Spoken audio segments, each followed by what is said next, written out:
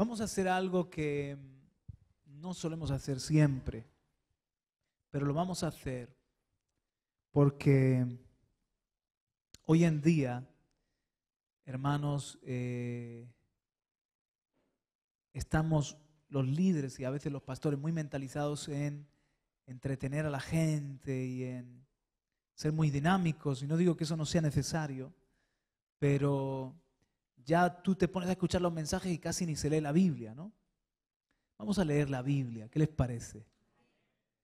Vamos a leer el capítulo 16 de los Hechos.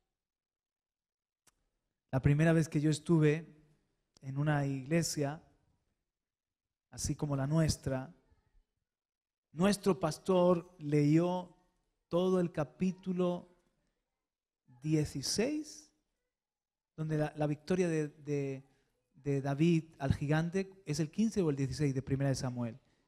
O 17, todo el capítulo 17 de Primera de Samuel, cuando David mató al gigante, ¿no? Y ahora lo leo y me apasiona, y yo me imagino y aprendo y saco lecciones y el Espíritu me habla. Pero en aquel día recuerdo que me acurruqué contra la pared de aquella iglesia y a pesar de que el banco era mucho más duro que el asiento en el que usted está ahora, me eché una cabezadita, ¿no? Cuando terminó de leer aquello, ya atendí y algo de la palabra llegó a mi corazón. Así que siempre que saludo a uno que ha venido nuevo, digo, ¿te has dormido? No, digo, pues ya llevas algo más que yo el primer día que estuve en la iglesia. Espero que nadie se duerma leyendo Hechos 16. ¿Están conmigo?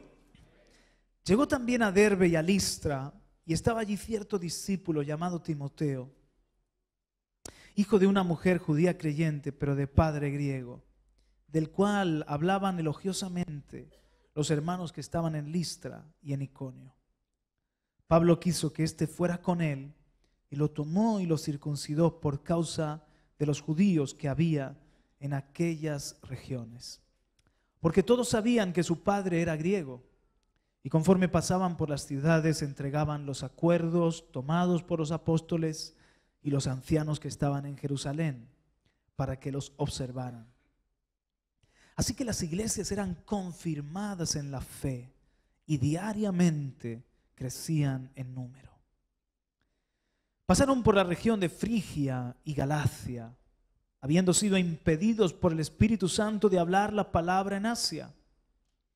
Y cuando llegaron a Misia intentaron ir a Bitinia, pero el Espíritu de Jesús no se lo permitió. Y pasando por Misia descendieron a Troas. Por la noche se le mostró a Pablo una visión. Un hombre de Macedonia estaba de pie suplicándole y diciendo: pasa a Macedonia y ayúdanos. Cuando tuvo la visión, enseguida procuramos ir a Macedonia, persuadidos de que Dios nos había llamado para anunciarles el Evangelio. Así que, zarpando de Troas, navegamos con rumbo directo a Samotracia y al día siguiente a Neápolis y de allí a Filipos, que es una ciudad principal de la provincia de Macedonia, una colonia romana. En esta ciudad nos quedamos por varios días. Está escribiendo Lucas, el evangelista, también autor de los Hechos. Verso 13. Y en el día de reposo salimos fuera de la puerta a la orilla de un río donde pensábamos que habría un lugar de oración. Nos sentamos y comenzamos a hablar a las mujeres que se habían reunido. Y estaba escuchando cierta mujer llamada Lidia en la ciudad de Tiatira, vendedora de telas de púrpura, que adoraba a Dios. Y el Señor abrió su corazón para que recibiera lo que Pablo decía. Cuando ella y su familia se bautizaron, nos rogó diciendo: si juzgáis que soy fiel al Señor, venid a mi casa y quedaos en ella. Y nos persuadió a ir. Y sucedió que mientras íbamos al lugar de oración, nos salió al encuentro una muchacha esclava que tenía espíritu de adivinación, la cual daba grandes ganancias a sus amos adivinando. Esta Siguiendo a Pablo y a nosotros, gritaba diciendo: estos hombres son siervos del Dios Altísimo, quienes os proclaman el camino de salvación. Y esto lo hacía por muchos días. Mas desagradando esto a Pablo, se volvió y dijo al Espíritu: te ordeno en el nombre de Jesucristo que salgas de ella. Y salió en aquel mismo momento. Pero cuando sus amos vieron que se les había ido la esperanza de su ganancia, prendieron a Pablo y a Silas y los arrastraron hasta la plaza ante las autoridades. Y después de haberlos presentado a los magistrados superiores, dijeron: estos hombres, siendo judíos, alborotan nuestra ciudad y proclaman costumbres que no nos es lícito aceptar ni observar, puesto que somos romanos. La multitud se levantó a una contra ellos, y los magistrados superiores, rasgándoles sus ropas, ordenaron que los azotaran con varas. Y después de darles muchos azotes, los echaron en la cárcel, ordenando al carcelero que los guardara con seguridad. El cual, habiendo recibido esa orden, los echó en el calabozo interior y les aseguró los pies en el cepo. Como a medianoche, Pablo y Silas oraban y cantaban himnos a Dios, y los presos los escuchaban. De repente se produjo un gran terremoto, de tal manera que los cimientos de la cárcel fueron sacudidos. Al instante se abrieron todas las puertas y las cadenas de todos se soltaron.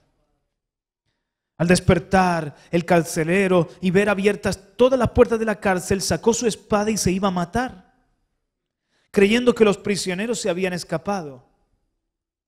Mas Pablo clamó a gran voz diciendo: no te hagas ningún mal, pues todos estamos aquí. Entonces él pidió luz y se precipitó adentro y temblando se postró ante Pablo y Silas. Y después de sacarlos dijo: señores, ¿qué debo hacer para ser salvo? Ellos respondieron: cree en el Señor Jesús y serás salvo tú y toda tu casa. Y le hablaron la palabra del Señor a él y a todos los que estaban en su casa. Y él los tomó en aquella misma hora de la noche y les lavó las heridas. Enseguida fue bautizado él y todos los suyos. Llevándolos a su hogar, les dio de comer y se regocijó grandemente por haber creído en Dios con todos los suyos. Cuando se hizo de día, los magistrados superiores enviaron a sus oficiales diciendo: suelta a esos hombres.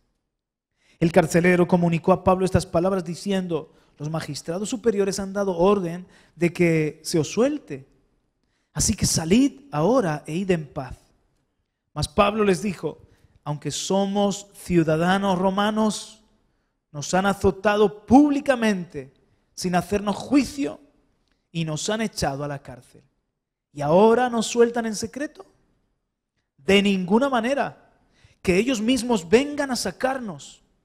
Y los oficiales informaron esto a los magistrados superiores y al saber que eran romanos, tuvieron temor. Entonces vinieron y les suplicaron.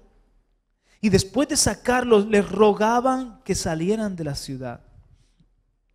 Cuando salieron de la cárcel, fueron a casa de Lidia y al ver a los hermanos, los consolaron y partieron. Señor, te damos gracias por tu palabra en este día, Señor.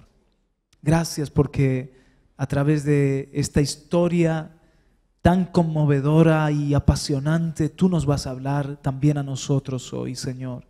Han pasado siglos, pero eres el mismo Dios, que quieres hacer cosas maravillosas. Señor, danos el denuedo de Pablo. Señor, obra en nuestra tierra como obraste también en Filipos. Te lo pedimos en el nombre de Jesús. Amén y amén. Le he puesto de título a esta palabra: Filipos, modelo y primicia. Filipos, modelo y primicia.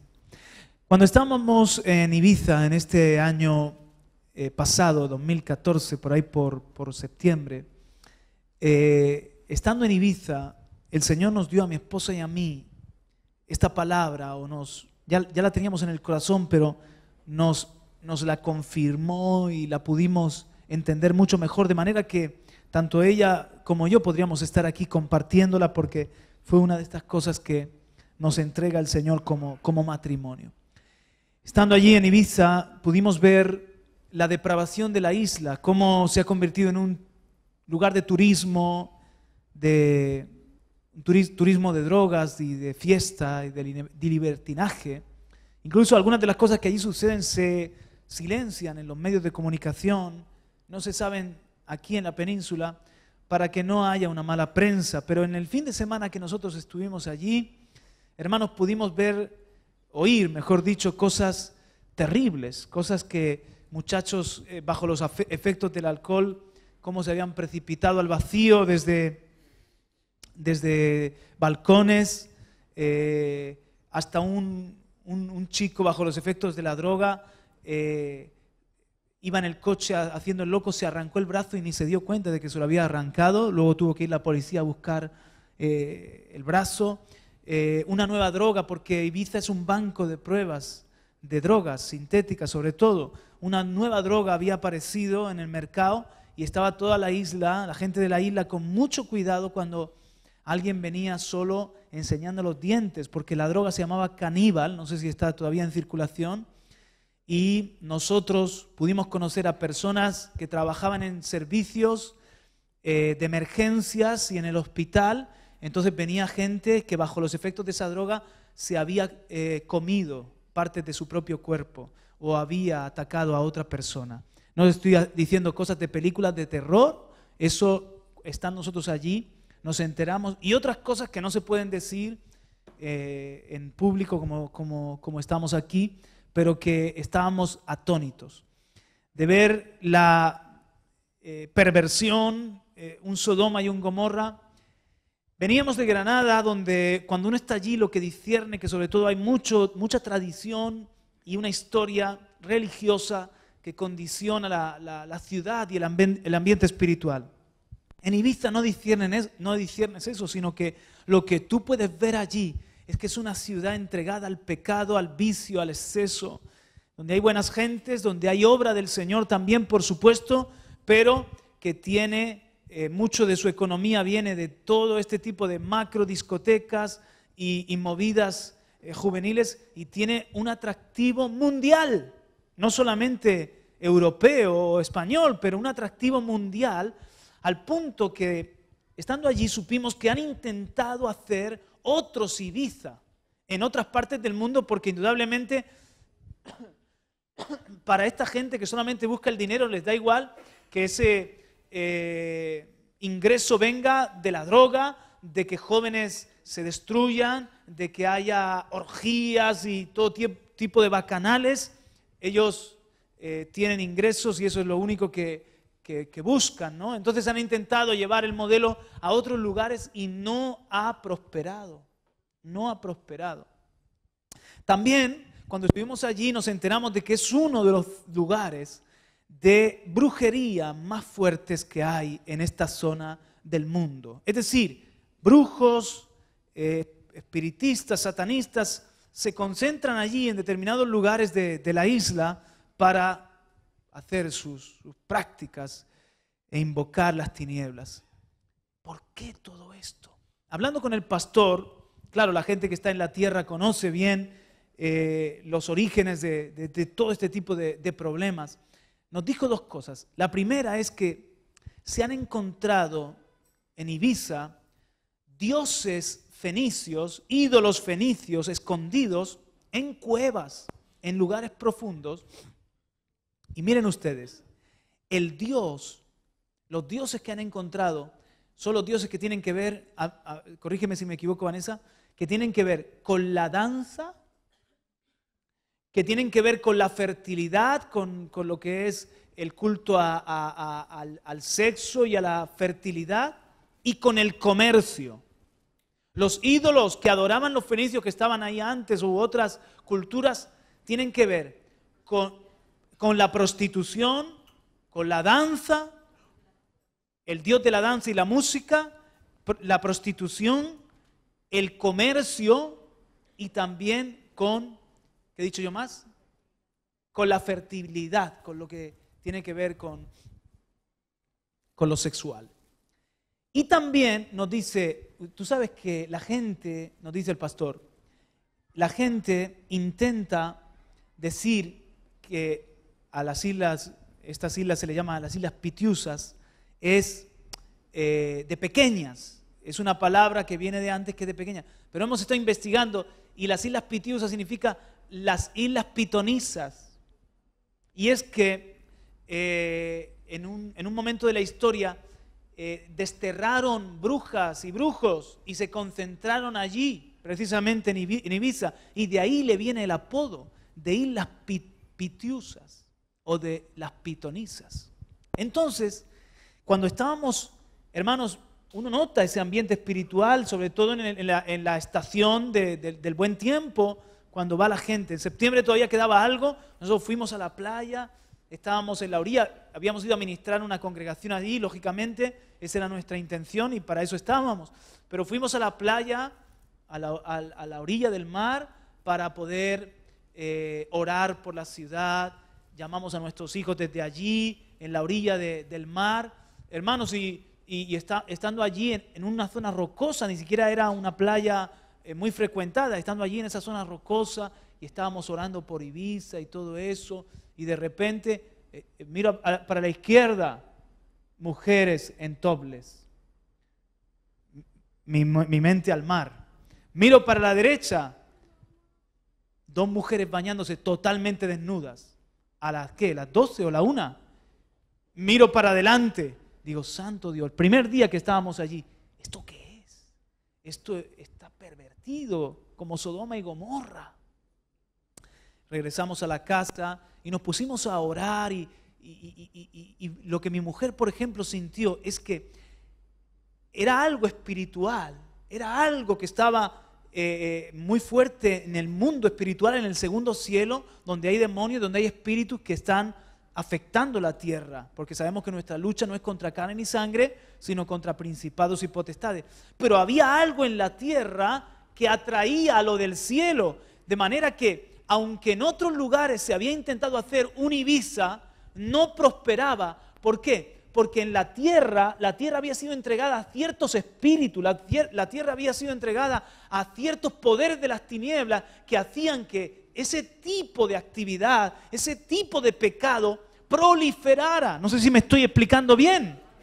Ella incluso, lo podría decir, tuvo como una visión de langostas, como que la tierra producía algo que era atractivo para plagas de langostas que venían a devorar lo que producía la tierra. Entonces, orando y por supuesto haciendo guerra espiritual y todo, decíamos, Señor, estas potestades antiguas, estas fuerzas antiguas, porque están en la isla posicionadas, dicho sea de paso, y es triste decir esto, hablando con el pastor, lo veíamos luchando contra viento y marea allí. Hermano, imagínese ser un joven. Nosotros ministramos a los jóvenes de la iglesia, les dimos ánimo, pero imagínese ser un joven allí, en ese lugar donde hay toda esta corriente de maldad. Muchos jóvenes se salen de las iglesias. Imagínense lo que es ser cristiano en ese ambiente y predicar a Cristo cuando la gente ni quiere oír y hay todo ese tipo de cosas. Así que tenemos que orar por la iglesia en Ibiza. Amén, hermanos. Y yo dije, gracias, Señor, que nos has traído a reforzar y a ver todas estas cosas. Pero el pastor nos decía que tristemente no había la suficiente unidad en la iglesia, en el cuerpo de Cristo, para combatir. El reino de las tinieblas sí que está unido, pero entre las filas del reino de Dios estaba la unidad resquebrajada o con necesidad de incrementarse mucho para poder estar a la altura de la guerra, de la batalla que allí se libra. Y volvimos con mucha carga. Y le preguntábamos al Señor, vuelvo a la pregunta que le hacíamos al Señor, ¿cómo, Señor, estas potestades antiguas, cómo vencerlas? Y el Señor me habló muy fuerte y me dijo, con los poderes antiguos. nada ha cambiado. Lo mismo que venció a Satanás siglos atrás, lo sigue venciendo hoy. Así como los demonios, los principados, las potestades siguen estando presentes y actúan en la tierra, quizás con otra apariencia, quizás con otro formato, pero en esencia es lo mismo. También nosotros tenemos las mismas armas que son poderosas en Dios para la destrucción de fortalezas.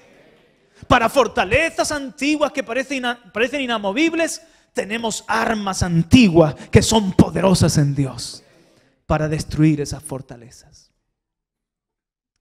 Así como en Ibiza podríamos hablar de otros lugares donde hay un clima espiritual, donde hay fuerzas espirituales. A lo mejor en un sitio puede ser que hay algo terrible con el racismo o con la idolatría o con los pecados de la lascivia y de la lujuria o con los pecados del consumismo o de, ponga usted el nombre que quiera. Pero la mayoría de las veces hay una historia, hay unos derechos que se le ha dado al enemigo, hay unos poderes que se han hecho fuertes y en cada lugar, por eso la Biblia dice que hay regiones celestiales. Y en el reino de las tinieblas usted puede ver que hay principados, potestades, gobernadores y huestes espirituales de maldad. Usted tiene que hablar con propiedad. Usted no puede venir y decir, mi suegra tiene un principado. ¿De acuerdo? Su suegra tiene un mal carácter, pero no un principado. Usted no puede venir y decir, mi jefe tiene una potestad. ¿Por qué? Porque probablemente su jefe tenga por ahí algún espíritu que le está destrozando la vida o afectando el carácter, además de su propia carne y sangre. Pero un principado no está preocupado en operar a través de tu suegra. ¿Me entiende, no? Por favor, seamos maduros. En el reino de las tinieblas hay escalafones, igual que en el reino de Dios. Hay autoridades, hay ángeles que son arcángeles, hay ángeles que son muy fuertes, muy poderosos. Y luego están las huestes de Dios, el ejército espiritual de Dios también está bien organizado. Y lo que les quiero explicar es que a lo mejor para una nación hay un principado o varios principados para una nación. A lo mejor para una zona extensa, potestades, y para regiones, gobernadores de regiones. Más luego las huestes espirituales de maldad. Entonces en cada lugar, en España tenemos nuestra batalla espiritual y en cada lugar, por ejemplo en esta región del Levante o en nuestra zona de Murcia, hay una batalla que estamos librando. Y muchas veces nuestra lucha, cuando estamos, hermanos, trabajando en el evangelismo, cuando estamos trabajando en la restauración de una vida, nuestra lucha, la persona está cerrada y no nos damos cuenta que estamos con la palabra de Dios, con el evangelio, con la intercesión, con todo lo que es nuestra fe. Estamos luchando contra alguien que opera en esa vida, que la tiene cautiva, que la persona necesita salir del cautiverio de ese tirano. ¿Podrá ser libre el que está cautivo por un tirano? Sí, porque el Señor venció al hombre fuerte. Jesucristo vino, ató al hombre fuerte y le quitó el botín. Y el botín son miles y millones que hemos creído en Jesucristo a lo largo de los tiempos y que vamos a seguir creyendo en Él. Que salimos del reino de las tinieblas y venimos al reino de su Hijo amado. ¡Aleluya! ¡Amén! Aquí en Murcia también hay una maraña espiritual. Hay guerra. Somos una casa en guerra. Dile al que está a tu lado, somos una casa en guerra. Todos somos ejército de Dios, somos militantes. Estamos como soldados de Cristo aquí en la tierra. No se nos olvide nunca que nos hemos enrolado en la buena batalla de la fe. ¿De acuerdo? Es una batalla buena porque nos asegura el Señor victoria, que somos más que vencedores. Y es una batalla buena porque merece la pena pelearla. El premio es que su reino se extienda, que su nombre sea glorificado. Pero indudablemente es una batalla.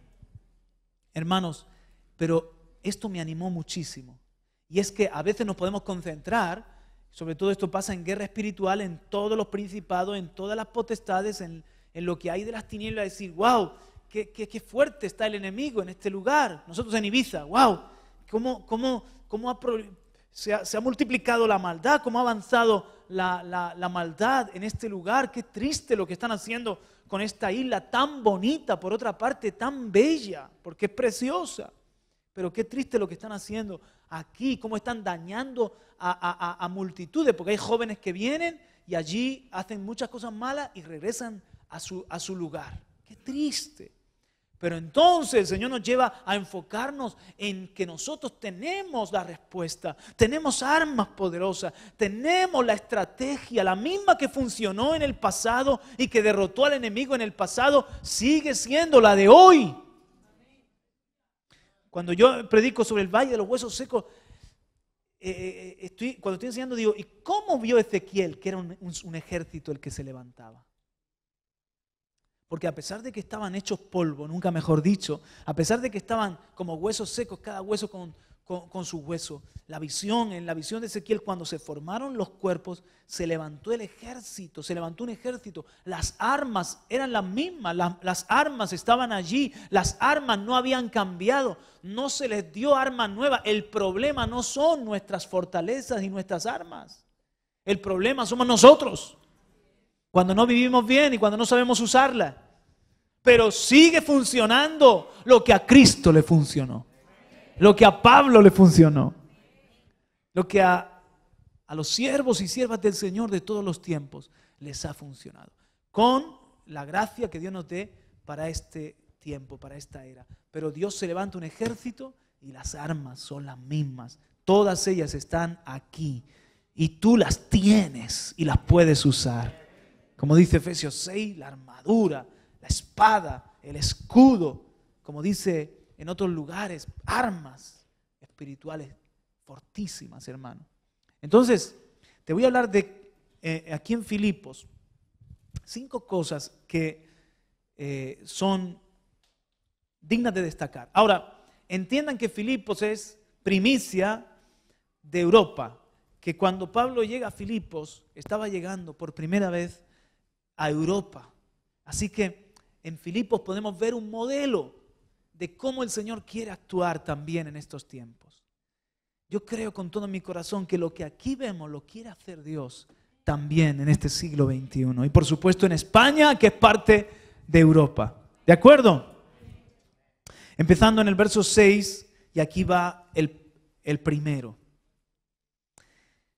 Pasaron por la región de Frigia y Galacia, habiendo sido impedidos por el Espíritu Santo de hablar la palabra en Asia. Y cuando llegaron a Misia, intentaron ir a Bitinia, pero el Espíritu de Jesús no se lo permitió. Y pasando por Misia, descendieron a Troas. Allá en Troas vemos esto, verso 9. Por la noche se le mostró a Pablo una visión. Un hombre de Macedonia estaba de pie. ¿Cómo supo Pablo que era de Macedonia? Por su hablar, por su aspecto. De alguna manera, Pablo dijo, este es macedonio.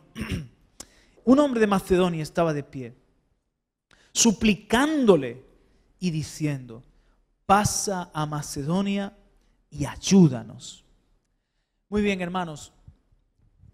Lo primero que quiero que vean es, ¿qué movía a Pablo? ¿Cuál era el celo de Pablo? Porque Pablo está en sus viajes apostólicos, Pablo está recorriendo diferentes ciudades y lo vemos que quiere ir a Frigia, que quiere ir a Galacia, pero que no puede. Después que quiere ir a Misia, lo vemos que Pablo quiere ir. Es un hombre enviado, la palabra apóstol significa eso, enviado. Pablo se podía haber quedado, en el verso anterior, en el 5, dice que las iglesias eran confirmadas en la fe, diariamente crecían. Hay tantos lugares donde Pablo podía haber dicho, me quedo aquí, Dios está haciendo algo. Esta Antioquía de Siria es maravillosa, Dios está dando un crecimiento a la obra y Dios está haciendo cosas tan tremendas y hay mucho por hacer aquí, pero Pablo siente el llamado original de Jesús cuando le dijo, instrumento útil me eres para llevar mi nombre delante de los judíos, de los gentiles y de los reyes de la tierra, y yo te mostraré cuánto debes padecer por mi causa. Y Pablo allí recibió la visión celestial, recibió el llamado que prendió en su interior como un fuego, de manera que después de que Ananías, el discípulo, ora por Pablo y recibe la vista porque había quedado por 3 días ciego, comenzó en Damasco ya a hacer discípulos y a testificar que Jesucristo era el Señor, era el Mesías de Israel. El fuego de ganar, de predicar el nombre de Jesús, las buenas nuevas del Evangelio,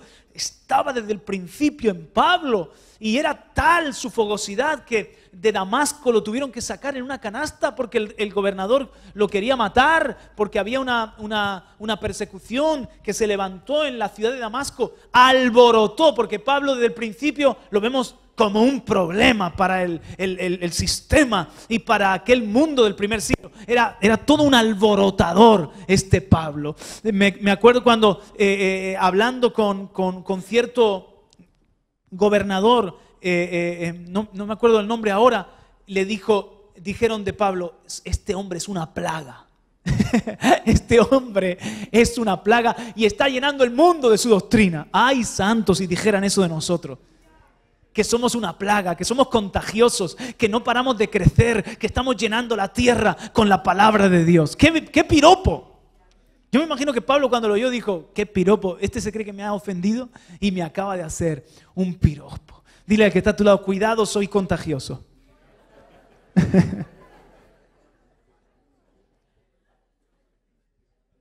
Aquí en Filipos también dice que cuando les acusan, dice: estos hombres alborotan nuestra ciudad.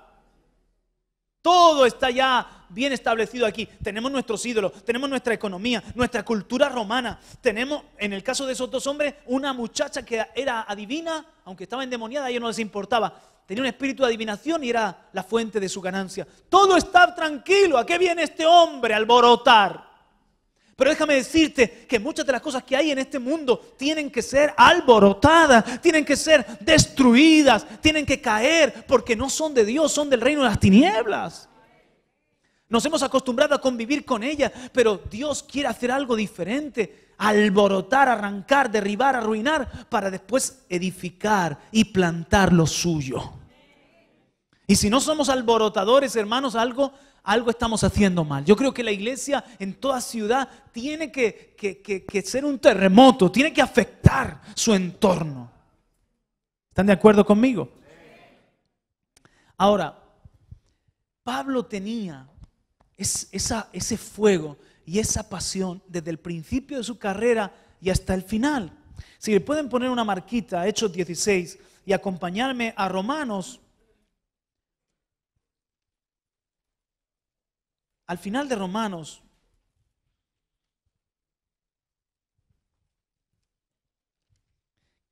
Romanos 15. Pablo está hablando a los de Roma y les explica que él era un apóstol a los gentiles. Romanos 15:15. Un verso que, por cierto, haría bien en subrayar porque el 16, Romanos 15:16, me parece muy interesante. Dice Romanos 15:15: pero os he escrito con atrevimiento sobre algunas cosas, para así hacer que las recordéis otra vez, por la gracia que me fue dada por Dios. Y este es el versículo que digo que lo puedes subrayar. La gracia que había recibido Pablo era esta: para ser ministro de Cristo Jesús a los gentiles, ministrando a manera de sacerdote el evangelio de Dios, a fin de que la ofrenda que hago de los gentiles sea aceptable, santificada por el Espíritu Santo. Miren cómo Pablo entendía su sacerdocio. Y es que un sacerdote está constituido a favor de los hombres. Un sacerdote presenta los hombres a Dios y presenta a Dios a los hombres. No es un trabalenguas, lo han cogido, ¿verdad? Un sacerdote está para llevar a los hombres a Dios, pero también para llevar a Dios a los hombres. Tú eres un sacerdote. Y Pablo entendió su sacerdocio. Él dice, mi sacerdocio es el siguiente. Yo, verso 16, ministro a manera de sacerdote el evangelio de Dios. O sea, Pablo, ¿cómo llevaba lo de Dios a los hombres? Ministrando el evangelio. Él entendía que tenía un mensaje, tenía un poder, tenía una gracia, tenía un amor, tenía un evangelio, una buena noticia que comunicar, y como sacerdote lo recibió de Dios y lo impartió a los gentiles. Pero entonces, miren qué cosa, cuando la gente se convertía y las iglesias eran constituidas, Pablo, y esto es una parte muy importante, sobre todo para el liderazgo, presentaba como ofrenda a los hombres que había ganado para Dios. Pablo entendía que cada una de esas vidas que abrazaban el evangelio eran una ofrenda para Dios, eran el fruto de la aflicción de Cristo, eran el premio que Jesús ganó con dolor en la cruz del Calvario, y él, amó de sacerdote, es como que cada vida que aceptaba a Jesús, ahí va, una ofrenda más, Señor. Aquí está el fruto de tu aflicción. Otra familia que se convierte, otros que son bautizados. Aquí tienes, Señor, hijos para tu gloria. ¡Qué hermoso! Y Pablo tenía conciencia en todo momento que la iglesia no era suya, no era la iglesia que él había fundado, no eran las personas que él había ganado. Aunque era hermano de todos ellos, no eran su pueblo, eran el pueblo de Dios. Y la iglesia era de Cristo. Y en otro lugar dice, yo solamente como lo que hice fue desposado como una virgen pura a Cristo. O sea, yo no te he enamorado, iglesia. Yo no he querido que tú seas mi novia, mi amada, y que tú veas en mí como tu líder, como a quien estás siguiendo. No, Pablo, de hecho Pablo, hermanos, su apariencia física era poco impresionante, su forma de hablar menospreciable, y Pablo muchas veces hacía el ministerio y después de un tiempo se iba y encomendaba a la iglesia al Señor. Lo que hacía Pablo era enamorar a la gente de Cristo. Oh, que Dios nos dé esa gracia de llevar a las personas a Jesús. Y somos sacerdotes. Dile que está a tu lado, somos sacerdotes. Hermano, que cuando lleguemos al cielo podamos ir con una ofrenda muy grande. La de muchas personas que hemos podido rescatar del pecado, rescatar del infierno. Y hemos sido parte de la obra de Cristo que comenzó hace 21 siglos. Que podamos decir, Señor, mi vida no ha sido en vano, mi vida no ha sido desperdiciada, porque mi vida, mira qué ofrenda te traigo. Fulanico que creyó, mengano que creyó, a tal le prediqué, aquí esta persona es tu discípulo, se enamoraron de ti. Esa es la mejor ofrenda. Amén, aleluya, gloria a Dios. Entonces Pablo, él quería como sacerdote darle a los hombres el evangelio y darle a Dios a los hombres. Pero seguimos leyendo versículo 17.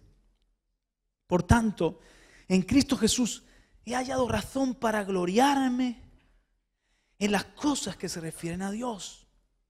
Porque no me atreveré a hablar de nada sino de lo que Cristo ha hecho por medio de mí, para la obediencia de los gentiles, en palabra y en obra, con el poder de señales y prodigios, en el poder del Espíritu de Dios, de manera que desde Jerusalén y por los alrededores hasta el Ilírico he predicado en toda su plenitud el Evangelio de Cristo.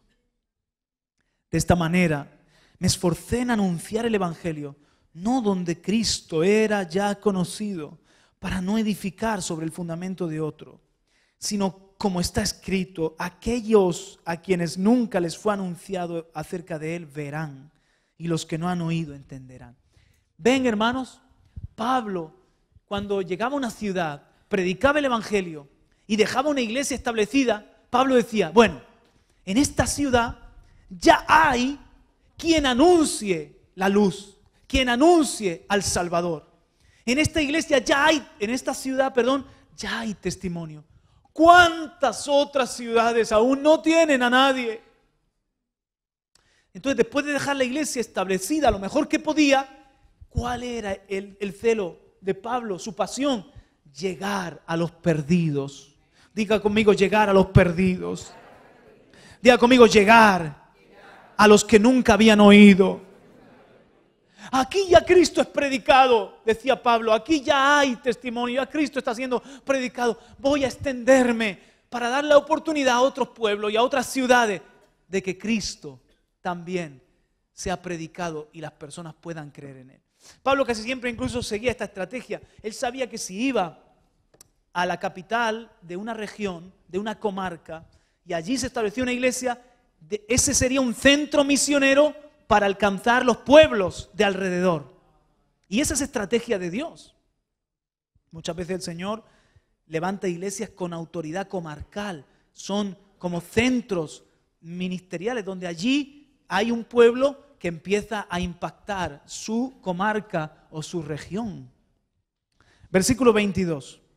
Por esta razón muchas veces me he visto impedido de ir a vosotros.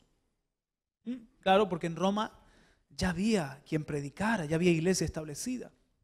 Pero ahora, no quedando ya más lugares para mí en estas regiones, Pablo dice, ya he barrido toda esta zona. No quedando ya más lugares para mí en estas regiones.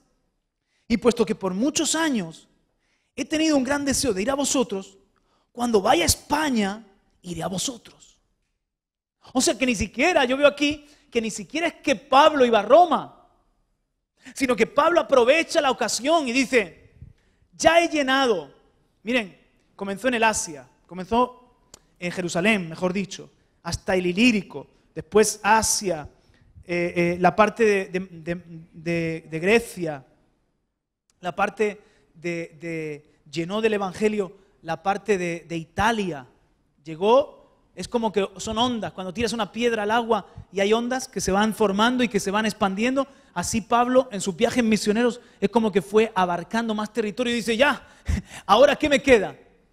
Ahora lo que me queda es el plus ultra, lo que me queda es el finisterre, el final de la tierra, lo que me queda es España, que España era como ya el final, porque después venía lo que estaba el plus ultra, lo que estaba después de, más allá, digamos, que era las Américas. Ya todavía faltaba mucho para las Américas, para descubrir las Américas. Para Pablo, Jerusalén, Judea, Samaria y hasta lo último de la tierra, ¿qué era? España. Entonces dice Pablo, ya lo he llenado todo. ¿A dónde sigo? Llevando la buena noticia, anunciando este evangelio a los gentiles. Iré a España. ¡Ay! Como voy de camino a España, Roma me pilla de paso, iré a veros. Verso 24. Cuando vaya a España, iré a vosotros, porque espero veros al pasar y que me ayudéis a continuar hacia allá, después de que haya disfrutado un poco de vuestra compañía. Verso 28. Así que cuando haya cumplido esto y les haya entregado esta ofrenda, iré a España, llegando de paso a veros.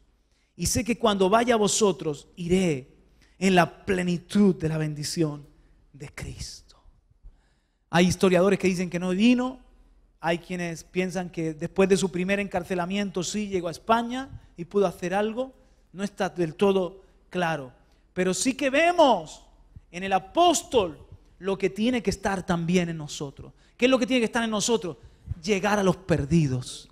No podemos quedarnos diciendo, qué bien que ya soy salvo, qué bueno que mi casa ya lo es, qué bueno que ya tenemos una iglesia, que somos un grupito majo y estamos a gusto y podemos tener nuestro grupo de jóvenes y podemos tener nuestro grupo de alabanza y podemos tener nuestra excursión al campo y podemos tener nuestra actividad maravillosa. No, lo que el Señor quiere es que nos queme por dentro, nos preocupe los que están perdidos, los que necesitan oír de Cristo Jesús.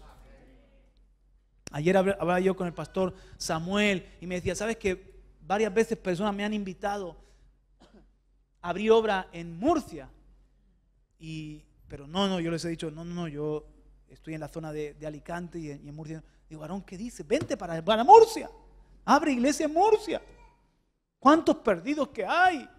400,000 personas. ¿Y cuántas iglesias son? Empezamos a contar la iglesia. La de fulano, la de mengano, la de sutano.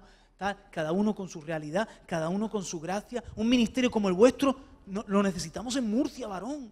Si el Señor te llama, ven. Además, tu padre fue de los pioneros de la obra aquí en Murcia y tú te criaste aquí. Dios te va a usar aquí. Vente para acá. Hermanos, qué engaño a veces hay en la iglesia de que sentimos que nos están pisando la parcela. Parece que estamos como rivalizando, como compitiendo. Qué error tan grande, hermano. Hay tanto por hacer, hay tanto para alcanzar, hay tanta obra para hacer, hermano, que no damos abasto. Somos unos poquitos. Entonces nosotros tenemos que tener este corazón de llegar, de predicar. Que nos duela a los que están perdidos, que nos duela a los que no conocen a Cristo, que nos duela que no oigan. Por eso ahora que vienen los días de colaborador no podemos ser indiferentes. A mí me duele cuando nos llaman de un repetidor donde ya no estamos, porque hemos tenido que hacer ajustes, hemos tenido que recortar. Por la falta de economía hemos tenido que hacer recortes. Y cuando nos llaman de uno de esos repetidores, se me parte el corazón. Ya no solamente por la persona que dice, por favor, ¿cuándo vais a volver con la radio? Era un alimento, era mi compañía. Y ¿cuándo vais? Ore, hermana, ore. No puedo decirle más, ore, hermano. Pero pienso, no ya en ella, que al fin y al cabo ya ha creído y se puede congregar, pero en las personas que pueden tener un encuentro con Cristo Jesús. Nos deberían estas cosas que, hermanos, llevar a orar, a clamar, a pelear, a trabajar. ¿No les parece? Entonces, Pablo tenía este asunto de ir, de salir, pero tuvo, y aquí es donde voy, que someterlo al Espíritu Santo. De hecho, cuando comienza en Damasco, y ya hizo discípulos en unos pocos días, ya tenía quien había creído y quien estaba caminando con Pablo para aprender más de Jesús, hizo discípulos, pero de allí el Señor lo llevó al desierto de Arabia y lo tuvo escondido formándolo. O sea, Pablo tuvo que aprender ese celo y ese fuego a someterlo al Espíritu Santo, a ponerlo bajo el gobierno de Dios. Volvamos a Hechos capítulo 16. En la vida de Pablo luego lo llaman para Antioquía y allí es donde verdaderamente empieza su apostolado. Aquí tenemos un ejemplo de cómo se conducía como apóstol. Hechos 16:6. ¿Ya están ahí, hermanos? Y allí dice, pasaron por la región de Frigia y Galacia, habiendo sido impedidos por el Espíritu Santo. Impedidos por el Espíritu Santo.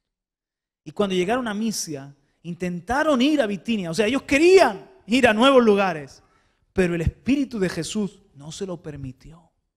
¿Quién mandaba aquí, hermano? O sea, ellos tenían los planes, ellos tenían el empuje, ellos tenían la visión y el fuego y todo. Pero esto es muy importante. Esta es la primera arma de la que te quiero hablar. Esto es muy importante. Ellos eran hombres del Espíritu, bajo el gobierno de Dios, guiados por el Espíritu de Dios. Esto es clave para nosotros en Europa, hermanos. Apúntenlo ahí, el gobierno de Dios en nuestra vida, en nuestra predicación, en nuestro ministerio, en nuestras iniciativas. ¿Queremos ir? Sí. ¿Queremos hacer? También. Pero en última instancia, el Espíritu Santo nos lo puede prohibir, nos puede impedir. Dios es el que tiene que ir delante. Dios es el que tiene que guiar todas las cosas para que verdaderamente seamos efectivos. ¿Qué tal si Pablo desoye al Espíritu Santo y se va para Misia? O para Bitinia o para Frigia. Le digo a usted que no hubiese sido igual de efectivo. Después, en el verso 9, dice, por la noche se le mostró a Pablo una visión. Dios habla. Un hombre de Macedonia estaba de pie, suplicándole y diciendo, pasa a Macedonia y ayúdanos. Cuando tuvo la visión, enseguida procuramos ir a Macedonia, persuadidos de que Dios nos había llamado para anunciarles el Evangelio. cuando queremos hacer la voluntad del Señor, hermanos, Dios nos va a ir guiando. El Señor habla en visión, habla en su Biblia, habla por el Espíritu Santo, habla con profeta, habla con sueño, pero habla. De muchas formas, pero habla. Habla por las circunstancias, habla, cierra puertas, abre puertas. Cuando queremos caminar en el gobierno del Espíritu Santo, en la guía del Señor, Dios nos va a dirigir, Dios nos va a hablar. Y Dios le habla a Pablo a través de esta visión que era real. Pregunto. No, era una visión.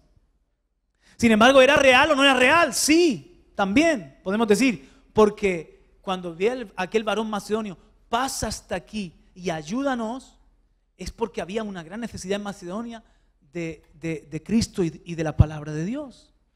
¿No es cierto? Así que no era real, era una visión espiritual, era una revelación de Dios. Pero era el Señor mostrándole la necesidad. Y aquí me quiero detener, y estoy terminando ya, hermanos, no quiero cansarle. Aquí me quiero detener para decir lo siguiente. Cuando llegan a Macedonia, realmente les sale la gente al encuentro diciendo: estamos en gran necesidad, por favor. Porque la palabra suplicar es una palabra muy interesante en la Biblia. Suplicar no es pedir, es cuando tienes una necesidad ferviente, es cuando tienes un clamor.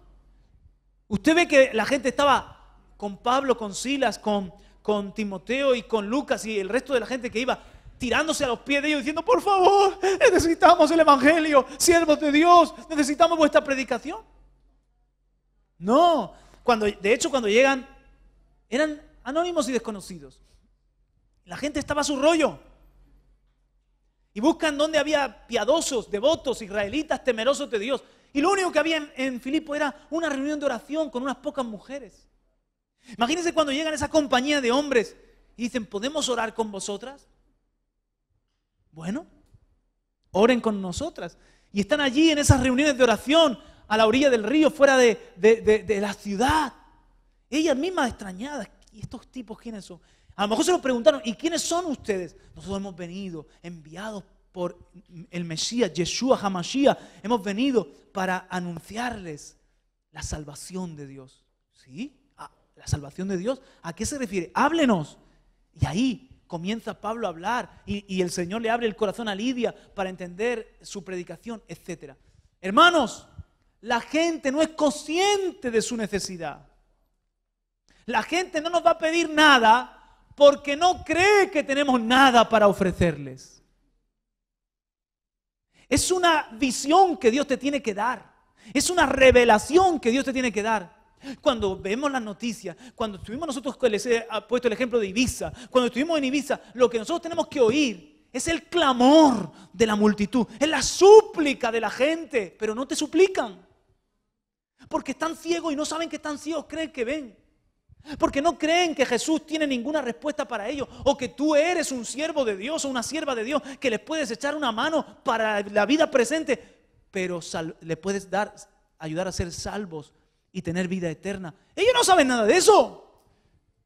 Están muertos y ciegos como nosotros un día también estuvimos. Y cuando la gente se acercaba a predicarnos, ¿qué pasaba? ¿Qué nos molestaba? Y decían: ¿qué viene este aquí a comerme la cabeza a mí y a quererme meter en esa secta? ¿O a qué viene este a molestarme? ¿Qué quiere de mí? Y no éramos conscientes de nuestra necesidad. Y no éramos conscientes de que en esas palabras, en esa verdad y en ese testimonio que nos estaba compartiendo, ahí estaba el tesoro más grande que cualquier ser humano puede encontrar en la tierra. Hasta que se nos reveló y Dios nos mostró, nos abrió los ojos y dijo: oh, lo que este tiene, yo lo necesito. No es Él, es el Cristo que me predica. Porque no es un Cristo religioso, no es el Cristo de la cruz, no es el Cristo de la religión tal, no, es un Cristo que venció a la muerte, que resucitó al tercer día, que está vivo, que es mi amigo, que me perdona, que me salva. Yo necesito a ese Cristo. Así que lo primero que hacemos en la predicación del evangelio es despertar la necesidad. ¡Qué curioso! El Espíritu Santo usa nuestra misma predicación para despertar la conciencia de la gente y que vean su condición real y que se den cuenta de que el único camino es Jesús. Oh, hermanos, yo le pido a Dios que podamos nosotros tener la visión de Pablo y que podamos sentir la necesidad de nuestro mundo. Que podamos sentir cómo están muchas personas de Murcia, de España, suplicando y diciendo: pasa hasta aquí y ayúdame. Ayúdame. SOS. Socorro. Jesús lo dijo de otra forma, dijo: tengo compasión de las multitudes porque las veo como ovejas sin pastor. Jesús quiso transmitirle a los discípulos esa compasión. Y Pablo dijo: ya sé, Dios quiere que vayamos a Macedonia. Les vamos a ayudar. Les vamos a ayudar. Y la pregunta es: ¿cómo? ¿Cómo les vamos a ayudar? Vamos a fundar un partido político porque en Macedonia necesitan mejores políticos. ¿Les vamos a ayudar cómo? Vamos a montar una empresa y vamos a generar economía porque hay mucha gente pobre en Macedonia, en Filipos. Les vamos a ayudar con una escuela de danza porque los bailes esos que tienen son horrorosos y les vamos a enseñar cómo danzan las hebreas. Les vamos a ayudar de tantas formas, tantas cosas que hace la iglesia hoy en día y que no es que están mal. Pero muchas veces, hermanos, no es lo que Dios nos ha llamado a hacer. Tenemos que entender de qué forma podemos ayudar a nuestro mundo. Dicho sea de paso, hay pululando un pensamiento de que es derrotista, por otra parte. Es derrotista porque hablo a veces con siervos de Dios y dicen: no, pero mientras que haya corrupción en la política, mientras que haya delincuencia, mientras que haya injusticia en el mundo, de verdad nosotros la iglesia hemos fracasado. Y aunque entiendo lo que queremos decir con eso, que nosotros estamos para hacer un mundo mejor y que ese es nuestro esfuerzo, y que si todas las personas tuviesen al Señor reinando en el corazón, este mundo sería una extensión del cielo. Amén. Pero por otra parte, la iglesia puede ser poderosa y la sociedad corrupta.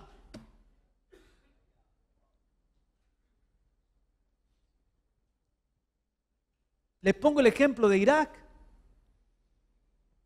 En Irak han crecido los yihadistas y ya no hay apenas cristianos y se ha levantado una persecución porque los cristianos allí no han hecho su parte. Hermano, y si te oía aquí un cristiano de Irak, se puede parar aquí en medio y decir: párate un momento, que yo vi a mi hijo como lo partían en dos por no negar a Cristo.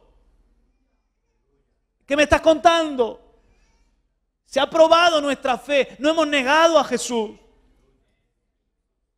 Si eso no es ser poderosos, dime tú a mí qué. No me culpes a mí de que se levante el terror y la persecución extrema. Y de que hemos tenido que huir para salvar la vida. Las lecturas a veces son mucho más complicadas. A veces las queremos, simplificar de una forma que parece muy grandilocuente. Pero la realidad es que este mundo va a ir de mal en peor y que a veces las circunstancias que se desatan en una nación o en una ciudad escapan a nuestro control. Y no es que hemos fracasado. Todo lo contrario, es más trabajo. Es que más que nunca tenemos que hacer nuestra parte. Tenemos que predicar. ¿Me entienden, hermanos? Ahora, evidente, cuanto más cristianos haya, más sal y más luz hay en la sociedad. Y la calidad de nuestra sal y de nuestra luz muchas veces puede ser el problema. No estoy quitándole importancia a estas cosas. Lo que estoy diciendo es que a veces podemos pensar que la clave de todo es que tengamos famosos que se han convertido, una representación política, una prosperidad, empresarios, líderes de opinión. y que a eso nos ha llamado a Dios. Eso puede ser consecuencia. Eso puede ser como añadidura, pero Dios no nos ha llamado a eso. Porque a veces incluso hay gente que está como empresario y como político y mejor que no estuvieran porque son un mal testimonio. No son cristianos primero y políticos después, sino que son primero políticos y cristianos después. No son ciudadanos del reino primero y españoles después, son españoles primero y ciudadanos del reino después. O lo que usted quiera poner. Así que los tenemos ahí y dice, pues no sé si que es mejor o que es peor. ¿Me siguen, hermanos? ¿Me están entendiendo?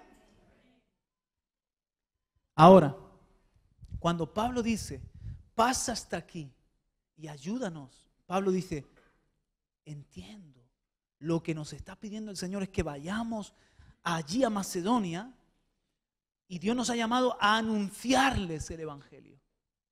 Y esa es la verdadera ayuda que nosotros le podemos dar a este mundo. Nosotros como iglesia estamos aquí en la tierra para anunciar el Evangelio. Estamos aquí en la tierra para vivir el Evangelio y anunciar el Evangelio. Primero vivirlo y después anunciarlo.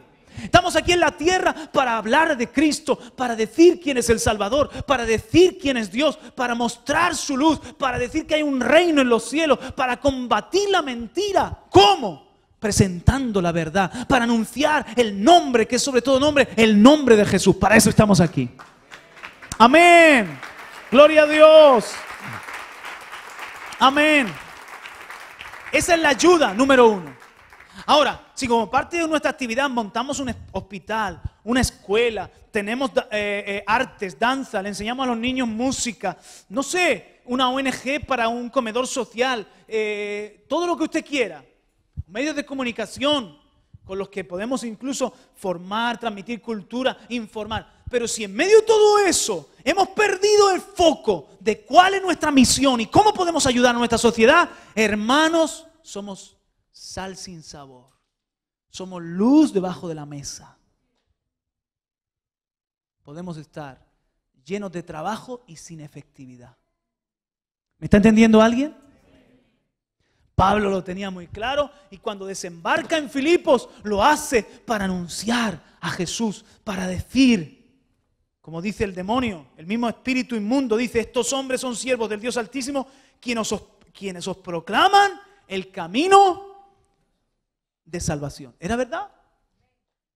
Lo que pasa es que la verdad no la queremos ni... O sea, que un espíritu, aunque diga la verdad, mejor que se calle.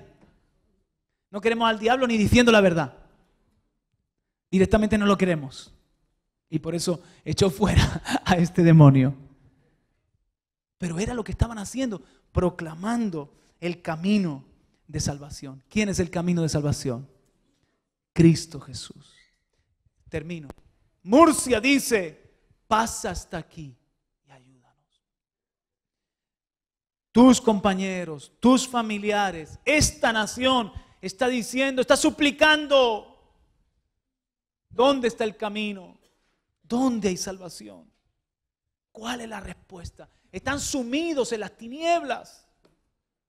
Sumidos en las tinieblas. La respuesta no es tener un presidente evangélico, que quien supla o dé el relevo a Mariano Rajoy sea un hombre cristiano. Gloria a Dios si nos pasa como ha pasado en el país próximo, Polonia. Polonia creo que ha sido. Que el presidente, el primer ministro es un hombre de Dios, es cristiano. Y lo han puesto allí a gobernar porque están casados de corrupción. Y como él ha sido un alcalde que se ha conducido con pulcritud, con integridad, ese testimonio de su familia, ese testimonio como hombre, ese testimonio administrando un ayuntamiento o una ciudad, le ha catapultado y ahora es el primer ministro. ¡Qué bueno! Pero podemos tener un primer ministro cristiano y multitudes que se van para el infierno. ¿Me están entendiendo? Entonces, pasa hasta aquí, ayúdanos, es que nosotros podamos oír la necesidad de nuestro mundo, de nuestra sociedad y podamos anunciarles a Jesús en donde estemos, de la forma que podamos, con nuestro trabajo, donde tú estás, ahí está tu púlpito. ¿Quieres predicar? ¿Quieres púlpito? En tu fábrica hay uno. En tu trabajo hay uno. En tu instituto hay uno. Tomando el café con tu amiga, ahí hay uno. Dile, anúnciale, háblale. Preocúpate por su salvación. Estás en la tierra para eso. Eres un sacerdote que ministras el evangelio a los perdidos y que ganas para Cristo personas y las entregas como una ofrenda para Dios. Amén, hermanos. Ahora, todo lo demás que Dios haga con nosotros a niveles de hacer bien a la sociedad, hacer buenas obras, atender a los pobres, eso está escrito, eso lo tenemos que hacer. Cuidar de la educación, fomentar los valores cristianos, todo eso es un complemento, es una añadidura. Eso va a venir si hacemos bien lo que Dios nos ha llamado a hacer. Va a convertirse más personas que a lo mejor van a ser el día de mañana los presidentes de la nación. Gloria a Dios por eso. Pero ¿y si se levanta una persecución terrible y hay un ambiente hostil y nadie quiere saber nada de Jesús? Aún así podemos ser una iglesia poderosa, que estemos en medio de la oscuridad y en medio de las tinieblas como agentes de cambio, que cambian una vida, que cambian una familia, como muchos que están en países, Pakistán, Irak, en otros países dominados, el norte de Nigeria, y son cristianos y están ahí y a lo mejor tienen que vestir como los demás y no pueden decir abiertamente que son cristianos porque los quitan del medio, pero están ahí hablando, sembrando la semilla cuando pueden, guiados por el Espíritu Santo. Denle un aplauso al Señor. Amén. Aleluya. Para eso estamos aquí en la tierra. Que Dios nos ayude. Hubo un momento cuando la iglesia primitiva, miren, ellos eran raros, una secta, esos que seguían a Jesús. Y los tenían ignorados, ninguneados, o directamente los perseguían para matarlos. Pero la iglesia era poderosa y muchos creían en el Señor. Y se dieron un cambio totalmente en las cosas. Y llegó un momento que les pidieron, desde Roma, desde el imperio, les pidieron estar más unidos. Y se unió la iglesia se unió con el Estado. Aparentemente, ahora iba a crecer el cristianismo y ahora se iba a multiplicar la fe. Pero cuando se unió la iglesia con el Estado, en ese momento, cuando ellos creían que estaban conquistando a Roma, es que Roma los estaba conquistando a ellos. Y allí apareció el bautizar a los niños, y allí apareció lo de los papas, y allí apareció falsas doctrinas y tantas cosas, hermano. Porque perdieron de vista de qué manera podemos nosotros ayudar en este mundo en el que estamos y en esta sociedad. Somos sacerdotes, ministramos el evangelio, ganamos hombres para Dios, hacemos el bien, vivimos a Cristo, vivimos el reino. Quien quiera creer que nos siga y quien no, ya ha decidido estar condenado. Amén. Y solamente Dios sabe el pueblo que tiene en medio nuestro, en esta ciudad y en España. Dios está diciendo a la iglesia, levántate, resplandece. Es el tiempo de que hagamos nuestra parte, ayudemos anunciando la palabra de Dios. Póngase en pie conmigo y vamos a orar.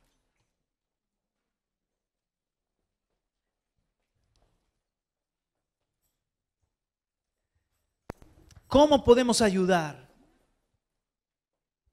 Dos armas que hoy les he mostrado. El gobierno de Dios, el Espíritu guiándonos, imprescindible. Y en segundo lugar, con el Evangelio, con la palabra. Con la palabra. La palabra es la espada, la palabra es eficaz, la palabra es poderosa. La palabra. Somos el pueblo de la palabra. Somos el pueblo del Evangelio. Estamos aquí para anunciar las virtudes del Señor. ¿De acuerdo? Oramos. Padre, en el nombre de Jesús, te damos gracias, Señor. Gracias por habernos hecho parte de tu ejército. Pisamos esta tierra. pisamos esta tierra que amamos, donde nos has puesto a pelear la batalla de la fe.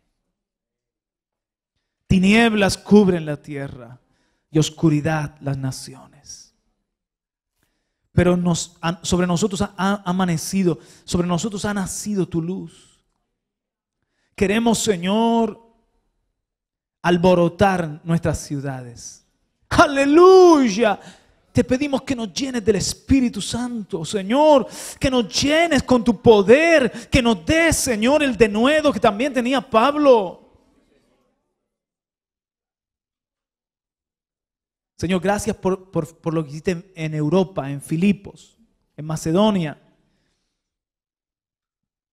Gracias, Señor, porque nos llevas al modelo, nos llevas a la primicia.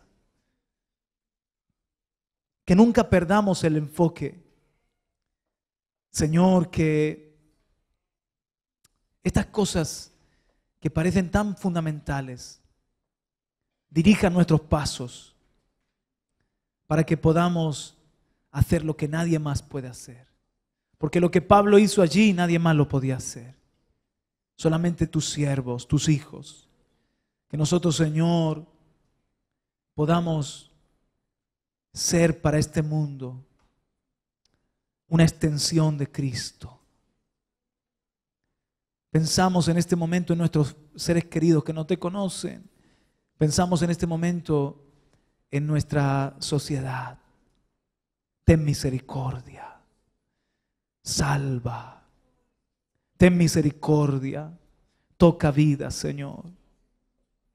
Ten misericordia de los jóvenes. Ten misericordia de Ibiza. Hoy hemos hablado de Ibiza.